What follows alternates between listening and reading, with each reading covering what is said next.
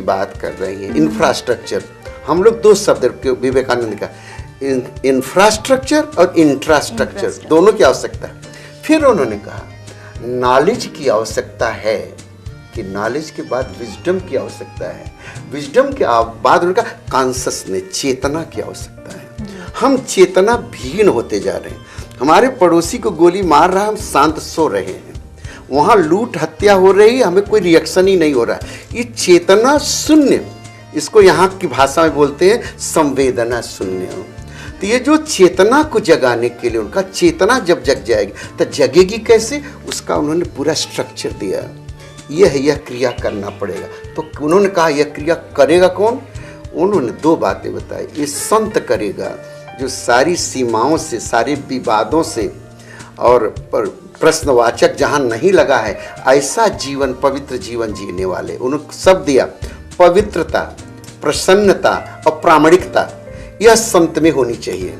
वो पवित्रता हो, प्रामाणिक संत हो और हरदम प्रसन्न रहता हो और परमात्मा से जुड़ा हुआ है। ये चार तत्वों से युक्त जो संत है वह बनाएगा इंफ्रास्ट्रक्चर और इंट्रास्ट्रक्चर। दूसरी बात का, समाज का जो गरीब तबका है, इसको रोटी कपड़ा मकान देने के बाद, उनका रोटी कपड़ा मकान शब्द नहीं है, पेट में भोजन, शरीर पर और रहने का, यह धर्म प्राथमिक धर्म है।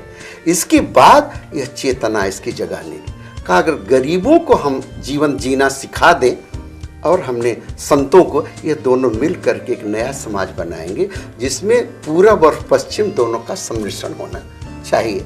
इसलिए आज के युग में विवेकानंद के आदर्शों का, विचारों का, चिंतन का, चेतना का हमारे लिए आवश्यक है। इसलिए सारी दुनिया विवेकानंद का 150 ईयर मना रही है। स्वामी जी, आज कहीं ना कहीं फ्यूजन का वक्त है, जहाँ प्राचीन संस्कृति की आवश्यकता भी है और आधुनिकता का समावेश भी। तो ऐसे में स्वामी जी, आप स्वामी विवेकानंद के सिद्धांतों को किस तरह से देखते हैं? उनके सिद्धांत कितने सटीक हैं? अब बताऊं, आधुनिक शब्द आपने बोला, भारत में आधुनिकता का अर्थ दूसरा है, हमारे पश्चिम वेस्ट इंडीज में दूसरा है। यहाँ आधुनिक माने उसको माना गया है जो वेस्टर्न हो। वेस्टर्न बनना ही भारत के लिए आधुनिकता है। यह एकदम गलत व्याख्या है। हमारे यहाँ है मानवीय मूल्यों का, लोकतांत्रिक मूल्यों का, आध्यात्मिक मूल्यों का विकास को ही आधुनिकता कहते हैं। जहाँ हैं उसे हम ऊपर उठते चले जाएं। इस बात का आधुनिकता, मॉडर्न एंड वेस्टर्न, ये दोनों शब्द अलग अलग हैं। लेकिन क्या हुआ कि बिजली और ये संसाधन विज्ञान ने दिया, उसके कारण से हमने वेस्टर्न को ही मॉडर्न मान लिया। यह भारत को सीखना पड़ेगा, वो नहीं। क्यों? वह देश भीतर से गरीब है, बाहर से धनी है। भारत बाहर से गरीब है, भीतर से धनी है। प्रेम, compassion, love, truth, help to the people, sympathy, ये भारत की संपत्ति, भीतर की संपत्ति है। ये भारत के पास अभी तक बची हुई है। इसको विकास करना, यही आधुनिकता है। समझे? तो मैं समझता हूँ ये जो फ्यूजन हो रहा है, फ्यूजन में कन्फ्यूजन भी हो रहा है। कन्फ्यूजन में विजन नहीं तैयार हो पा रही है। और हमने विजन के लिए दो चीज़ें और बात कहता हूँ, विजन तो हो लेकिन मिशन क्लियर होना चाहिए। लेकिन मिशन और विजन तब पूरा होगा जब आपके भीतर पैशन भी होगा। यह पैशन का भाव है। पैशन माने चेतना, सेंसिटिविटी, संवेदना, जागृति, जागरण, अवेयरनेस, इसकी आवश्यकता है। अगर ये जो फ्यूजन हो रहा है, ये अच्छा लक्षण है। और मैं समझता हूँ कि यहाँ से ज़्यादा फ्यूजन वहाँ हो रहा है और भारत में अपने मूल्यों को भूल रहा है। मैं चाहता हूँ सारी विश्व के ज्ञान और संस्कृति के अच्छे गुणों को लेकर के यहाँ की भारत की प्रयोगशाला में उसका प्रयोग रिसर्च होना चाहिए, शोध होना चाहिए। भारत की मातृभूमि जो है, यह प्रयोग के लिए, सभी संस्कृतियों के प्रयोग के लिए अच्छी प्रयोगशाला है भूमि। और सारी दुनिया की संस्कृति यहाँ प्रयोग कर रही है। और किसी दिन मिडिल ईस्ट में एक कल्चर प्रयोग कर रहा है, 52 क्रिश्चियन देशों में एक कल्चर प्रयोग कर रहा है, यहाँ सब संस्कृतियाँ एक साथ प्रयोग कर रही हैं। ये भारत की अपनी संस्कृति की भूमि प्रयोगशाला बना करके हम सबको करना है, यही विवेकानंद को कहना है। और आज के युग में इसकी बड़ी आवश्यकता है। जब हम यह प्रयोग करके कोई रिजल्ट निकालेंगे, कोई फल निकालेंगे, वो सारी दुनिया के लिए आदर्श होगा। इसलिए विवेकानंद की आवश्यकता है आज। स्वामी जी, चलते चलते हम आपसे एक और विनती करेंगे कि अगर हमारे देश के युवाओं को स्वामी विवेकानंद के सिद्धांतों को सरल तरीके से समझाना हो तो आप किस तरह समझाएंगे? क्योंकि करोड़ों युवा ऐसे हैं जो स्वामी विवेकानंद के मोटिवेशनल थॉट्स को गलत समझ लेते हैं और उन्हें मात्र एक सन्यासी समझने की भूल कर देते हैं।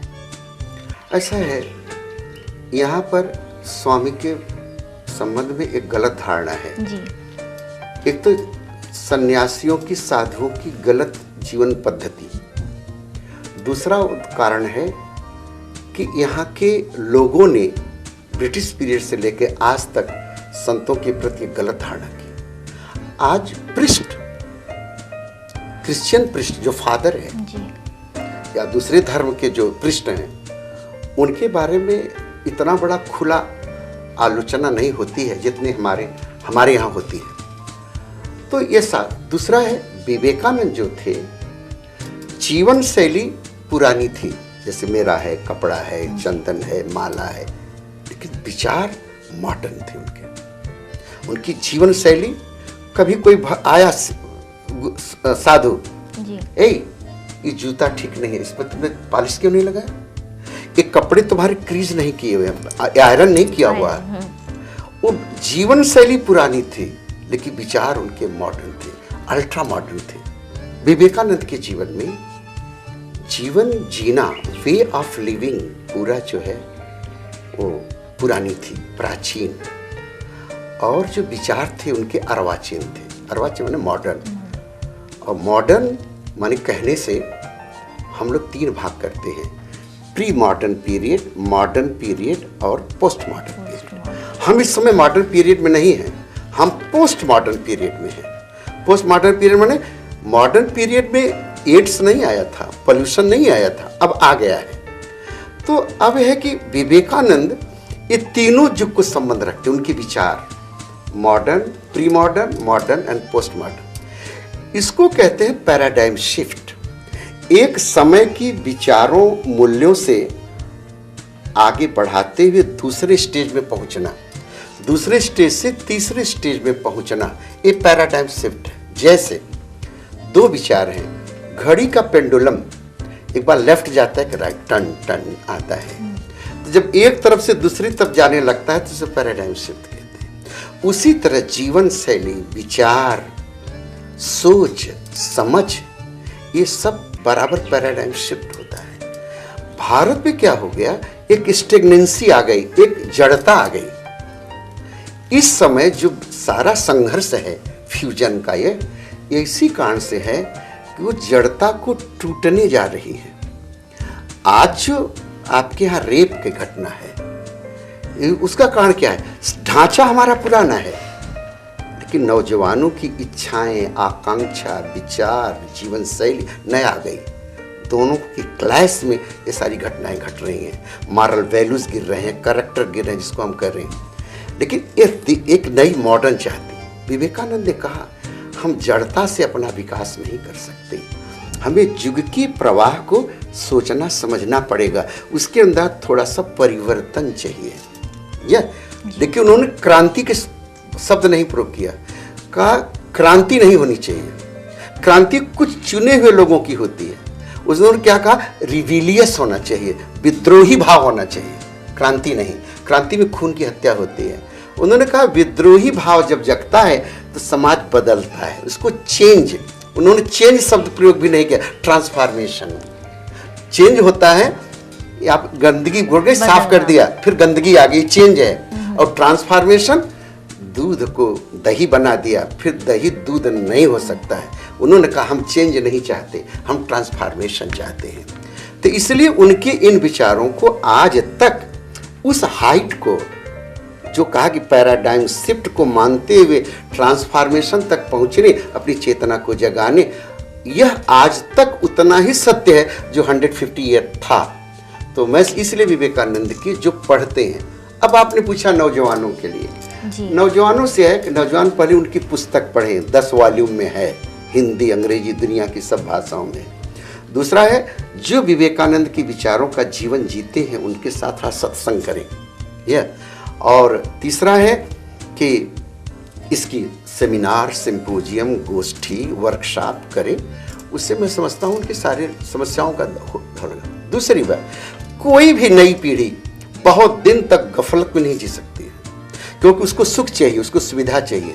सुख सुविधा की जब खोज करने जाएगा तो अच्छी बातों को स्वीकार करेगा, तभी सुख सुविधा मिलेगा, आनंद मिलेगा। तो और सुख सुविधा धन कमाने, घर बनाने, पैसे बनाने से सुविधा मिलती है, सुख नहीं मिलता है। इतना सुख के जाने के लिए मजबूर है हाँ मानव स्वभाव। इस कारण से विवेकानंद के पास जाएगा, हम लोग इसमें दृढ़ विश्वास करते हैं। विवेकानंद के उस समय योगी अरविंद हुए, योगी हुए, रामकृष्ण के गुरु रामकृष्ण परमहंस हुए, महर्षि रमण हुए।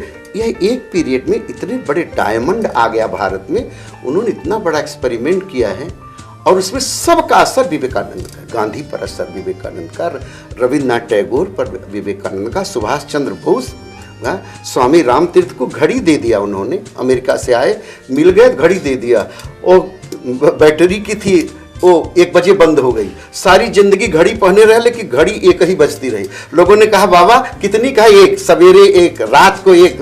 कहा एक क्यों? कहा साधु के जीवन में एक ही परमात्मा सत्य होता है, इसलिए मेरी 1 बजे घड़ी बंद हो गई है। सबके विचारों को छुआ है उन्होंने। तो इसलिए विवेकानंद का हमारे आज कम्युनिज्म भारत का, अगर विवेकानंद को सीख, उन्होंने कहा कि आई एम स्पिरिचुअल कम्युनिस्ट, हम उसको नहीं छोड़े।